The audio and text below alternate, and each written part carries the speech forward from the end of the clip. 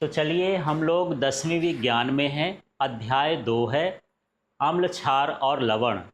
तो पूरा चैप्टर समाप्त है। हम अभ्यास के प्रश्न देख रहे हैं। इसके पहले वीडियो में हमने 5 तक के प्रश्न देखे। अब यहाँ पर 6वां प्रश्न समझते हैं। तो प्रश्न क्रमांक 6 क्या है उसको देखते हैं।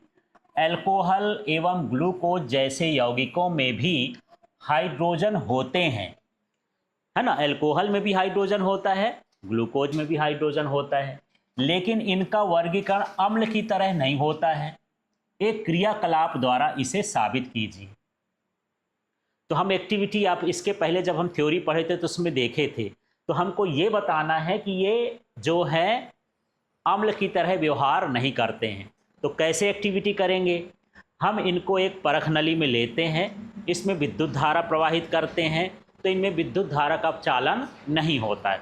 जब हम ग्लूकोज का और एल्कोहल का यौगिक पानी में घोल करके विद्युत धारा प्रवाहित करते हैं तो धारा का चालन नहीं होता है।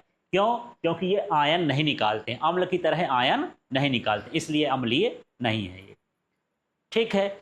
जबकि जो अम्ल होते हैं वो हाइड्रोजन आयन निकाल देते हैं, इसलिए वो क्या होते हैं, विद्युत का चालन करते हैं। तो आपको ये बताना है कि हम कैसे पता करेंगे कि ग्लूकोज और एल्कोहल अम्ल नहीं है। तो हम इनका जलीय विलयन बनाएंगे, फिर इसमें विद्युत धारा प्रवाहित करेंगे। ये इसमें देखेंगे कि विद्युत का चालन नहीं होता है, माने ये क्या है, अम्ल नहीं है। यदि अम्ल होता है तो उसमें विद्युत का चालन होता है, क्योंकि वो आयन निकाल देता है, हाइड्रोजन आयन का त्याग कर देता है। समझ में आ गया। इस तरह से आपको अपने शब्दों में लिखना है इसको। आप इसको भी डिटेल देख सकते हैं, वीडियो को पॉज करके इसको लिख सकते हैं। प्रश्न क्रमांक 7 को देखते हैं और इसको समझते हैं ये क्या है। तो देखिए, आश्रित जल विद्युत का चालक क्यों नहीं होता जबकि वर्षा बल होता है। तो देखिए, जब आश्रित जल है तो वो शुद्ध जल होता है, उसमें केवल H2O होता है। क्या होता है? H2O। इसमें आयन मौजूद नहीं होते। विद्युत के चालन के लिए क्या जरूरी है? आयनों का होना जरूरी है। तो पहला जवाब आपको ये देना है कि जो आश्रित जल है वो विद्युत का चालक क्यों नहीं है। तो आपको ये कहना है कि इसमें आयन नहीं होते। क्या नहीं होते? आयन, स्वतंत्र आयन नहीं होते, इसलिए विद्युत का चालन नहीं होता। दूसरा इसमें जवाब देना है कि वर्षा जल होता है, तो वर्षा जल में कुछ अम्ल मिल जाते हैं। जैसे मान लो CO2 है, तो ये जल के साथ मिल करके H2CO3 ये क्या बना दिया, क्या बोलते हैं, कार्बोनिक अम्ल बना दिया।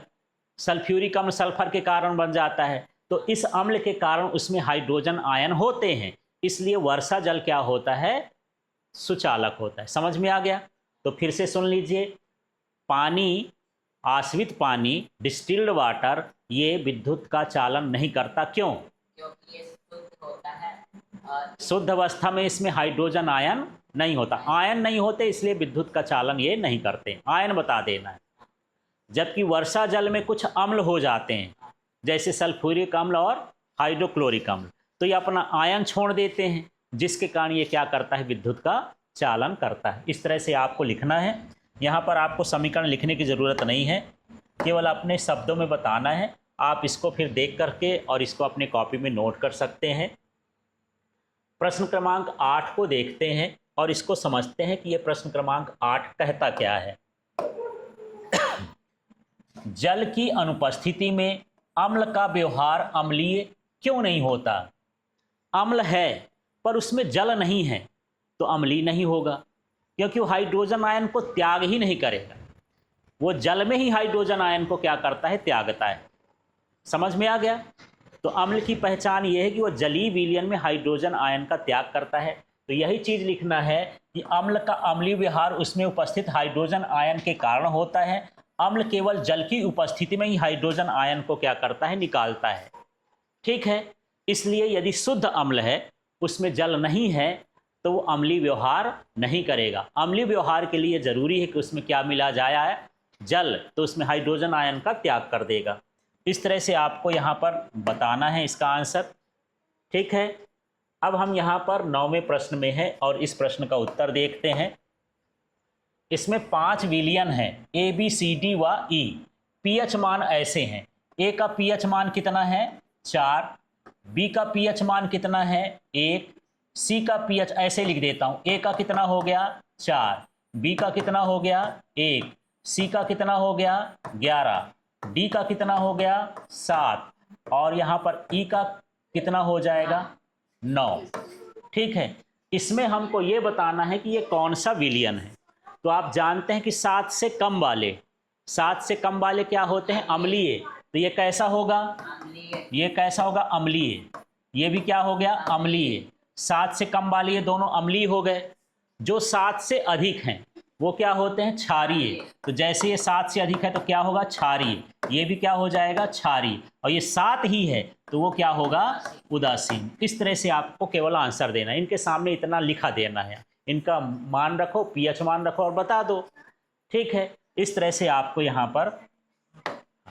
अब यदि इसको क्या कहता है क्रम में जमा दें, तो क्रम में जमाओगे तो क्रम से ही जम जाएंगे। पहले क्या हो जाएगा, क्रम से जमाएंगे तो क्या हो जाएगा, पहले 1 नंबर क्या हो जाएगा बी, बी के बाद क्या आ जाएगा ए के बाद क्या आ जाएगा डी, फिर क्या हो जाएगा ई, फिर क्या हो जाएगा सी। ये बढ़ता क्रम हो जाएगा अम्ल से कहाँ की ओर, क्षार की ओर, है ना। बढ़ती क्षारीयता है, ये क्या है बढ़ती क्षारीयता। उल्टा लिख देंगे तो बढ़ती अम्लीयता हो जाएगा। इस तरह से हम यहाँ पर करते हैं। ठीक है, अब यहाँ पर हम 10वें नंबर को प्रश्न को समझते हैं। ये भी प्रश्न ज़्यादा डिफिकल्ट नहीं है समझना। एक परख नली ए है और इसमें HCl है, मान के चलते हैं ये है, ये परख नली का नाम ए हो गया, इसके भीतर जो भरा है वो क्या हो गया HCl। ठीक है, दूसरी परख नली बी है, ये परख नली बी हो गया, इसके भीतर क्या बना है CH3COOH।